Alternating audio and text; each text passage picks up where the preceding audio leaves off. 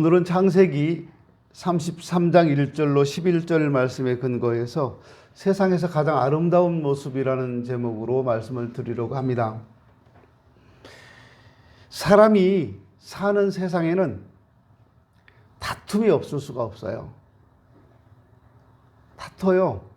아무것도 아닌 거 가지고 다투고 싸우고 그렇습니다. 싸움이 없을 수가 없어요. 난 태어나서 한 번도 싸워본 적이 없다. 그분은 어쩌면 감정이 없거나 아니면 아예 다른 사람에 대해서 관심이 없거나 그런 분일 것 같아요. 아무리 내가 남한테 관심이 없어도 다른 사람이 나한테 시비를 걸어오면 어쩔 수가 없잖아요. 물론 싸우지 않는 것이 좋겠죠. 그러나 싸움이 그치지 않는 세상이라면 그 세상에서 가장 아름다운 모습은 화해하는 모습일 겁니다.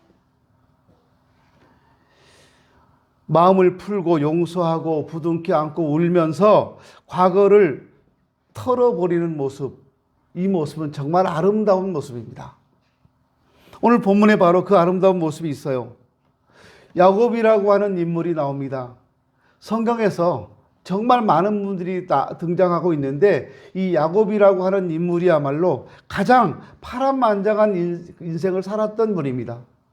그런데 그렇게 파란만장했던 야곱의 일생에서 결코 지워질 수 없는 가장 감동적인 장면이 오늘 본문에 나오고 있어요. 야곱은 형을 속여 장자권을 빼앗습니다. 이 일로 가정은 어려워졌고 형제들은 서로 대립을 하게 됩니다. 또한 야곱은 20년 동안 고향을 떠나 말할 수 없는 고생을 하게 됩니다. 객지에 나가서 정말 많이 고생했어요. 우여곡절 끝에 다시 야곱이 고향을 찾아오는데 고향을 찾아와서 고향 땅을 밟으면서 제일 먼저 보여준 사건이 바로 이 감동적인 형제의 화해의 모습입니다. 20년이나 헤어져 있었던 형제가, 쌍둥이 형제가 다시 만나는데 그 만나는 모습이 너무 감동이라는 거예요. 오늘 본문 4절에 보면 그때 상황을 이렇게 묘사합니다. 에서가 달려와서 그를 맞아서 목을 안고 목을 어금맞기고 그와 입 맞추고 피차 울었다라고 말해요. 형이 동생한테 달려와서 끌어안고 목을 끌어안고 막 울었다는 거예요. 입 맞추면서. 20년 동안 원수로 지냈어요. 죽여버리겠어. 이런 마음이 있었어요. 그런데 부둥켜 안고 웁니다. 얼마나 멋진, 얼마나 감동적인 모습인지 몰라요. 너무 감동적인 장면이에요. 성경에서 아마 가장 아름다운 모습 중에 하나일 겁니다. 이 본문을 읽을 때마다 감동이 오는 것은요, 화해가 주는 감동이 크기 때문입니다. 그런데 오늘 성경을 보면 도대체 이런 화해가 어떻게 이루어졌는지에 대해서는 침묵합니다. 어떻게 이런 화해가 이루어졌는지 성경 말하지 않아요. 그냥 이루어진 거예요. 분명 형은 20년 동안 복수의 칼을 갈고 있었습니다. 야곱이 고향으로 돌아온다는 소식을 듣고 화가 치밀어 올라서 옛날 일을 생각하면서 죽여버리겠다고 생각했어요. 그래서 군대 400명을 데리고 왔습니다. 여러분 생각해 보세요. 군대 400명이라면요. 얼마나 많은 군대인가. 400명이면 중대보다 크죠? 중대급입니까? 육군 안 갔다 와서 잘 모르겠는데. 일개 소대가 30명인가요? 몇 명이에요, 소대가? 군대 다 안 갔다 오신 분들이에요? 이재 집사님, 일개 소대가 몇 명이에요? 3, 40명? 그러면 중대는 한 4개 소대 되죠? 30명이야, 40명이야. 10명이나 갭이 있으면 이거. 좋아요. 40명으로 잡고 160명. 그러니까 중대보다 큰 규모예요. 200명이면. 근데 지금으로부터 따져서 3,000년 전이라고 생각해 보세요. 이 군대가 얼마나 엄청났겠는가. 어마어마한 군대입니다. 400명을 데리고 왔어요. 그만큼 분이 가득했다는 거예요. 동생에 대해서. 쌍둥이지만 원수로 지냈다는 거예요. 20년 만에 동생이 돌아온다는 소식을 듣고 이번엔 내가 끝장내겠다. 그런 마음으로 군대를 데리고 왔어요. 근데 어떻게 이렇게 한순간에 화해가 이루어졌을까요? 신기한 일입니다. 근데 우리가 알아야 될 것은요, 화해는 그냥 이루어지지 않아요. 우리가 누구랑 다퉜어요. 화해가 이루어질까요? 부부싸움을 해도요, 화해는 그냥 안 이루어져요. 부부가 막 싸웠어요. 부부싸움 안 할 수가 없잖아요.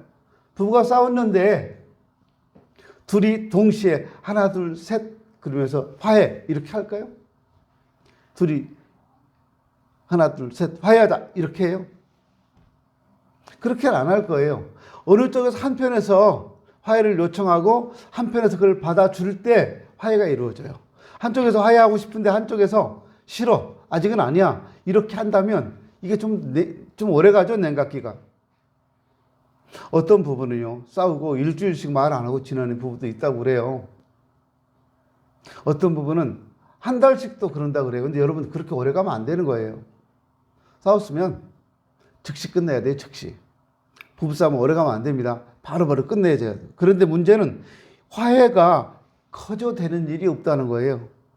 반드시 방법과 통로가 있는 겁니다. 어떻게 이런 일이 가능했을까요? 우리는 이걸 알기 위해서 오늘 본문 바로 앞에 나오는 사건에 한번 관심을 가질 필요가 있습니다. 소위 야복강 사건이라고 하는데요. 야곱의 생애 평생 잊지 못할 장소입니다. 야곱은 야복강을 건넌 뒤에야 화해가 이루어졌습니다. 그러므로 화해라는 결과에 오기까지 야곱이 여기서 무슨 일이 있었는가를 한번 생각해 보아야 합니다. 저는 야복강에 갔다 왔거든요. 야복강, 그러니까 성경에서 말씀한 야복강 가기 전에는 뭐 엄청 큰 강이 있고 그 야복 나루터 막 그렇게 말씀하시길래 그 나루터에 배 타고 막 강을 건너가고 그러는 곳인 줄 알았어요.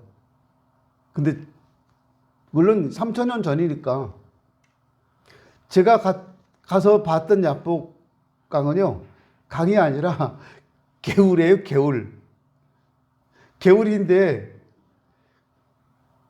그 개울 폭이 우리 이 예배당자 앞에서 뒤 이 정도밖에 안 돼요. 물도 한쪽 조금 흘러요. 졸졸졸 흐르는 물 한쪽이 있고요. 조약돌은 되게 많았어요. 거기 야복강에서 제가 무릎을 딱 꿇고 기도하는데 무릎이 되게 아팠어요. 돌이 많으니까. 그래서 저를 제일 아프게 했던 돌멩이를 딱 잡았어요. 제가요. 그리고 제가요, 너는 내가 여기 절대 놔두지 않겠다. 넌 내가 한국으로 가져가 버리겠다. 그리고 그 주머니에 넣고 한국으로 가져왔어요. 우리 집에 있어요. 원래 그거 가져오면 안 된다고 하는데 워낙 조그만 거 하나씩 들고 오니까 괜찮더라고요. 시내산에 가서도 돌멩이 하나 들고 가고, 야복강에서도 돌멩이 하나 들고 가고, 그리고 소돔성에 가서도 하나 들고 오고, 그렇게 했어요. 야복강 사건은 한마디로 야곱이 엄청나게 달라졌다는 것을 말합니다. 야곱의 생애는 야복강을 중심으로 전과 후로 나눠지게 되는데요. 고생하면서 성공도 하고 많은 축복도 받았습니다. 그러나 새 사람으로 바뀌는 이 사건 없이 야곱은 결코 야곱이 될 수가 없었습니다. 이 사건이 야곱의 인생을 진정한 승리로 이끌었고 당장 눈앞에 닥친 형과의 화해도 극적으로 이루게 되었습니다. 과연 야복강에서 이 사람 어떤 일이 있었을까요? 뭐가 달라졌을까요? 야복강에서 야곱은 가장 중요한 게요, 이름이 바뀌었습니다. 야복강 이전에 그는 야곱이었습니다.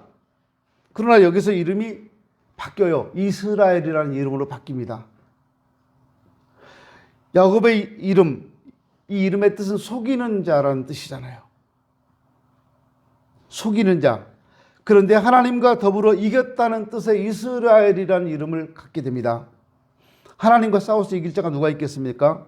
그러므로 이 말의 뜻은 이제부터 하나님과 깊은 관계를 맺게 되었고 될 수 없는 관계가 되었다, 이렇게 해석해도 될 것 같아요.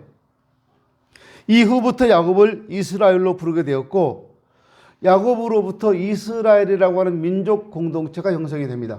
그래서 이스라엘이라는 나라의 시조는 바로 야곱입니다. 또 하나 생각도 바뀌었습니다. 야곱이 밤새도록 천사가 실험한 곳은 야복강이었는데 그런데 그곳을 브니엘이라고 불렀어요. 브니엘이라고 하는 말은 하나님의 얼굴이라는 뜻이잖아요. 야곱은 그곳에서 하나님의 얼굴을 보았다 라고 믿었습니다. 이것은 그의 생애에 강력한 하나님의 임재를 체험했다라고 할 수 있는 겁니다. 그러니까 이제부터 그가 머무는 모든 현장에 하나님이 나와 함께 하신다는 신앙을 갖게 됐다 그 말이에요. 놀라운 일이죠. 내가 하는 모든, 또 내가 가는 모든 곳에 하나님이 함께 계신다는 걸 믿는다는 것은 대단한 믿음이에요. 여러분 이제 설이잖아요. 누구를 만나시든 어떤 가족을 만나시든 거기에 하나님이 함께 계신다는 사실을 믿으셔야 합니다. 우리 사이에, 우리 가족 사이에 하나님이 계시다. 그런 마음으로 다른 가족을 만나시고 대하신다면 거기 기쁨이 있을 것 같아요. 놀라운 생각의 전환입니다. 그 이후 야곱은 그가 가는 곳, 머무는 어떤 현장이든지 그것을 브니엘로 생각했고 하나님의 임재가 임하는 곳으로 생각했습니다. 본문도 그런 관점에서 봐야 합니다. 야곱이 형을 만나는 곳도 분명 가나안의 어느 한 장소인데 야곱은 그것을 브니엘이라고 생각했어요. 하나님의 얼굴을 보는 곳이라고 믿었다 그 말입니다. 결국 이것이 형과의 화해에 있어서 아주 중요한 동기가 되었다라고 할 수 있습니다. 세 번째는 이 사람 말이 바뀌었습니다. 형을 만나 그가 말하는 한마디 한마디가 너무 많이 바뀌었어요. 본문에서 그가 반복적으로 강조하는 단어가 있는데 은혜라는 말입니다. 5절, 8절, 10절, 11절에 은혜라는 말이 계속해서 나옵니다. 그는 정말 하나님의 은혜를 체험한 사람이었습니다. 그의 입에는 은혜를 달고 살았어요. 하나님의 은혜입니다. 모든 것이 하나님의 은혜입니다. 라고 하면서 은혜를 경험한 사람의 귀한 모습을 말로 표현하면서 살았던 것입니다. 특별히 달라진 부분은 10절에서 이렇게 강조하는데 내가 형님의 얼굴을 배운 즉 하나님의 얼굴을 보는 것 같습니다. 이거 자칫 잘못 이해하면요 아부의 천재 이렇게 말할 수 있어요. 어떻게 쌍둥이 형을 보면서 그 얼굴을 보니까 하나님의 얼굴을 보는 것 같다고 해요. 근데 이거 여러분 진심이었어요. 야곱은요. 빈말이 아니고 진심이었어요. 얼마나 듣기 좋고 얼마나 보기 좋고 감동적인 말입니까? 이런 말을 하는데도 칼을 들이댈 사람은 아마 없을 것 같아요. 아무리 악한 자라도 말에 감동을 얻으면 마음이 풀어지는 법인데요. 이것이 말의 힘입니다. 속담처럼 말 한마디로 천냥빚을 갚는다 그래요. 반대로 말 한마디로 평생 원수가 될 수도 있습니다. 이게 말의 힘입니다. 말은 중요한 거예요. 그러니까 우리가 좋은 말, 아름다운 말, 사랑스러운 말을 써야 합니다. 그리고 야곱은 행동이 바뀌었습니다. 3절을 보면 형을 만난 뒤 그가 취한 행동을 보십시오. 땅에 엎드려 큰절을 합니다. 그것도 7번씩이나 엎드립니다. 7번씩이나. 보통 이렇게 엎드려 절하는 것은 부모님이나 어른에게 하는 것이 일반인데요. 형한테 하고 있어요. 말이 형이지 쌍둥이잖아요. 시간 차이도 안 나잖아요. 같이 나왔잖아요. 둘이 동시에 다리를 붙잡고 나왔잖아요. 발등꿈치를. 형 에서가 나가고 둘이 서로 먼저 나가려고 하다가 에서가 먼저 나가고 뒤에 나오던 야곱이 형 발뒤꿈치를 잡고 따라 나왔어요. 그러니까 쌍둥이인데도 시간 차이도 없어요. 그런 형한테 엎드려 절을 한다? 쉬운 일이겠어요? 그런데 야곱은 깍듯이 그렇게 7번씩이나 절합니다. 보통 달라진 모습이 아니잖아요. 20년 전에는 배고파 죽으려고 하는 형한테 나한테 형이라고 불러. 지금 내가 형이다. 그럼 나 줄게. 팥죽 한 그릇 줄게. 이렇게 했었어요. 지금은 달라졌어요. 이런 행동은 단순한 행동이 아닙니다. 하나님의 은혜를 받은 모습이 흘러넘치는 행동입니다. 은혜를 아는 자의 겸손함이 배어있는 행동입니다. 누구에게라도 고개를 숙이고 존중하고 엎드려 절하는 그런 마음의 자세를 야곱은 가졌다 그 말입니다. 이것이 모든 사람의 감동을 주는 겁니다. 아랫사람 적당히 무시하고 비슷한 사람을 경쟁 상대로 보는 우리의 모습과는 전혀 달라요. 이렇게 행동하는 야곱을 보면서 형은 감동받았어요. 분노가 사라질 수밖에 없잖아요. 죽여버리겠다고 400명의 군사를 이끌고 왔는데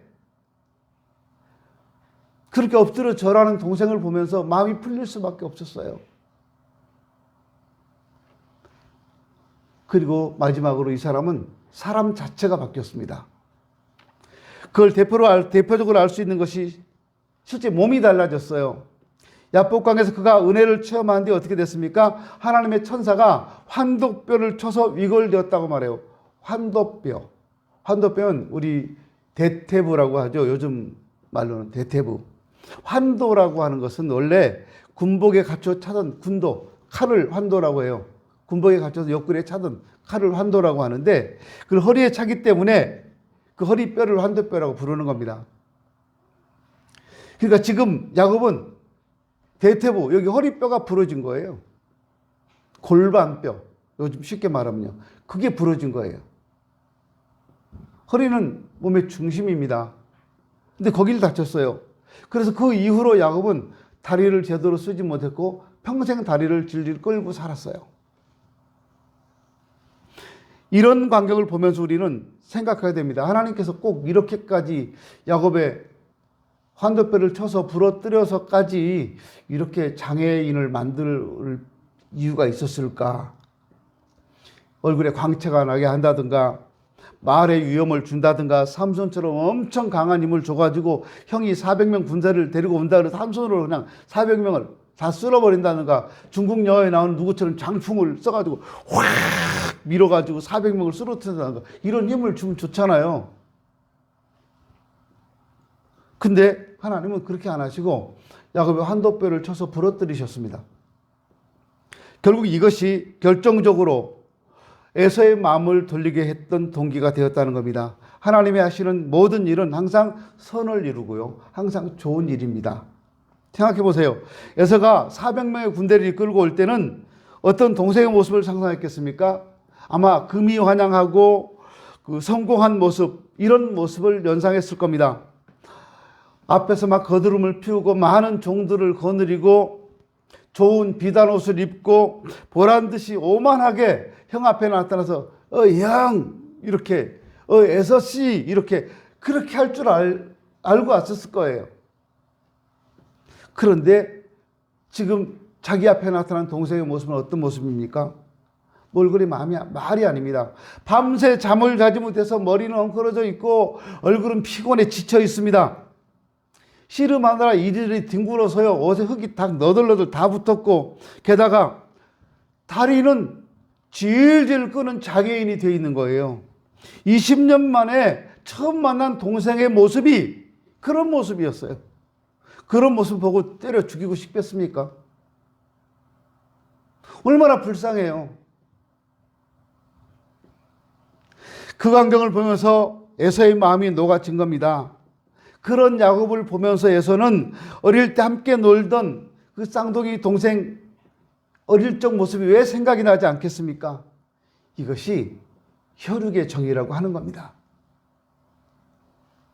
하나님은 당시 야곱의 몸을 망가뜨렸지만 그것이 오히려 에서와 화해하는 데 결정적인 계기가 되었을 수 있다는 겁니다. 하나님이 하신 놀라운 일이고 엄청난 은혜였습니다. 야곱은 야복강을 건넌 후에 이렇게 달라졌습니다. 이름이 바뀌고 생각이 달라졌습니다. 말이 바뀌고 행동이 달라졌습니다. 사람 자체가 바뀌었습니다. 이것이 고스란히 형과 화해하는 화해 현장까지 이어졌던 겁니다. 화해는요 그냥 되는 거 아니잖아요. 이런 달라짐 속에서 온 겁니다. 이와 같은 달라짐을 신앙적으로는 은혜를 체험한 것으로 말합니다. 인격적으로는 인격과 체질이 바뀌었다고 말합니다. 그리고 상담학적으로는 내적 치유가 되었다고 말합니다. 야곱은 이런 사람이 된 겁니다. 그런 뒤에 야복강을 건넜어요. 그리고 형을 만났어요. 거기에서 그는 세상에서 가장 아름다운 장면, 화해라고 하는 가장 아름다운 장면을 연출합니다. 화해는 우리 모두가 꿈꾸는 감격의 현장입니다. 가정에서 형제끼리 화목하는 것보다 귀한 것이 없습니다. 부부 사이에 화목이 이루어지고 부모님과 자녀 사이가 화목하게 되는 것보다 더 큰 축복은 없습니다. 화목은 교회에서도 중요한 요소입니다. 그리스도 안에서 한 형제된 자매가 서로 존중하고 용서하고 사랑하고 화목하게 지내는 것보다 하나님을 더 기쁘게 하는 일은 없는 것 같아요. 이것보다 더 큰 전도 방법도 없습니다. 또한 화목은 사회에서 공통적으로 추구하는 목표이기도 합니다. 요즘처럼 다툼과 갈등이 있는 사회에 화목보다 소중한 것이 없는 것 같아요. 전쟁과 테러가 그치지 않은 세상에 평화보다 귀한 것이 어디 있겠습니까? 모든 인간은 화해를 갈망하고 있습니다. 이처럼 중요한 화해를 우리가 결코 모르지 않습니다. 문제는 어떻게입니다. 어떻게? 우리는 야곱이 경험한 야복강의 사건을 마음 깊이 새겨야 됩니다. 그리고 그 사건이 우리 삶 속에 다시 재현되도록 노력해 가야 합니다. 진정 우리의 가정이 화목하기를 원하신다면 이제 우리가 야곱에게서 이스라엘로 이름이 바뀌어져야 합니다. 우리는 예수 믿고 새로운 이름을 가진 사람이에요. 그냥 모두가 가진 일반적인 이름만 있는 게 아니라 우리에게는 그리스도인이라고 하는 이름이 다 있습니다. 그리스도인은 주님을 믿는 자들이잖아요. 좀 속된 표현을 써서 예수 새끼라는 뜻이잖아요. 새끼 예수라는 뜻이에요. 그리스도인이라는 말이 아주 나쁜 말이에요. 지금은 좋은 말이 되었습니다. 이때 당시 초대교회 당시 사람들이 예수 믿는 사람들을 업신여기고 무시하면서 쓴 말이 그리스도인, 예수 새끼들 이런 말이었어요. 지금은요 그리스도인이라는 말이 엄청 좋은 말이잖아요. 우리 스스로 나는 그리스도인이라고 말하잖아요. 성도라는 뜻이니까요. 그리스도인은 주님을 믿고 따르는 제자들입니다. 주님처럼 살기를 결심하고 따라가는 사람들입니다. 주님이 보였던 가장 귀한 삶의 모습은 화평이었습니다. 그는 하나님과 인간 사이의 화목을 이루기 위해 이 땅에 오셨습니다. 그분은 인간과 인간 사이의 화목을 위해 자기 몸을 내 던지셨습니다. 우리가 그분을 따르는 제자라면 해결하지 못할 일이 없어요. 화해하지 못할 사람은 없는 거예요. 가정에서, 공동체에서 내가 정말 그리스도인인가, 내 이름이 그리스도인인가를 확인하는 길은 화평케 하는 자인가 아닌가를 보면 압니다. 나는 정말 화평케 하는 자인가? 아니면 맨날 다툼만 일으키는 사람인가? 다툼이 있고 화해가 안 될 때마다 하나님이 지금 여기 계시다고 생각해 보십시오. 우리가 머무는 모든 곳이 다 분의 일입니다. 교회에서만 하나님을 느끼는 거 아닙니다. 예배 드릴 때만 하나님이 계시는 거 아닙니다. 우리가 머무는 모든 곳이 다 하나님이 계시는 곳입니다.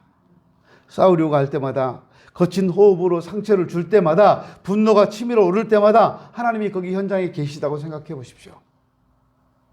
하나님이 나의 말과 행동을 보신다고 생각해 보십시오. 우리가 아무렇게나 말할 수 없을 겁니다. 아무렇게나 행동할 수도 없을 겁니다. 그러면 다툼이 사라지게 되고 혹 있더라도 풀 수 있을 거예요. 다투면 나만 괴로운 거 아닙니다. 우리 안에 계시는 성령님도 근심하시는 일입니다. 하나님을 아프게 하는 거예요. 이런 믿음으로 가정에서 남편과 아내를 대해 보십시오. 자녀와 부모를 대하고 형제를 대해 보십시오. 우리 삶은 분명히 달라지게 될 겁니다. 우리는 압니다. 결국 사람이 바뀌지 않으면 소용없다는 걸 압니다. 사람이 바뀌어야 말도 행동도 바뀌는 거잖아요. 이제 우리의 인격과 체질이 바뀌어야 됩니다. 은혜의 도가니에 들어가야 되고 그래야 내적 치유가 됩니다. 우리가 화목을 모르는 사람들이 아니잖아요. 싸움이 추하고 미움이 얼마나 괴로운가를 우리는 모르는 거 아니잖아요. 이걸 극복하는 길은 내가 달라지는 것밖에 없습니다. 우리는 야곱처럼 인생에 꼭 한번 야복강을 건너가야 합니다. 하나님을 만나는 베델의 체험도 중요하고 하란에서의 축복을 누리는 것도 다 필요하지만 야복강을 체험해야 합니다. 나는 지금 어디쯤 와 있는지 한번 생각해 보세요. 야복강을 건넜는지, 야복강까지 왔는지, 아니면 난 야복강과 아무 상관없이 살고 있는지. 소중한 자녀, 든든한 부모, 확실한 멘토, 행복한 부부, 그리고 화목한 형제, 이것은 우리 가정을 향하신 하나님의 뜻입니다. 모두를 통틀어서 우리 무엇보다도 화목해야 한다, 그 말입니다. 우리 교회에 속한 모든 가정에 날마다 순간마다 이런 평화와 화목이 이루어지기를 기대합니다. 그러기 위해서 우리는 오늘 야곱이 경험했던 야복강의 경험을 해야 합니다. 그래서 이제 우리 남은 생에는 더 아름답고 화평하고 행복하게 그렇게 사는 여러분 되었으면 좋겠습니다. 기도합니다.